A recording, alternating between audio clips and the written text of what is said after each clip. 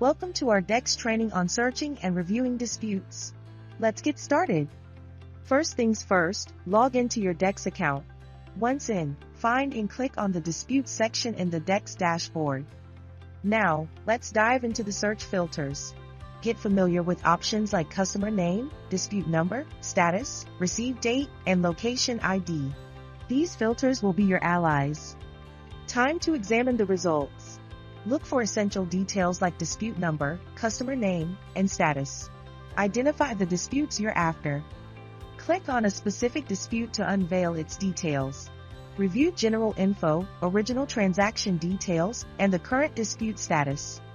Explore different tabs within the dispute details, general information, items needed, and history. Navigate between tabs for a comprehensive view. Check for due dates.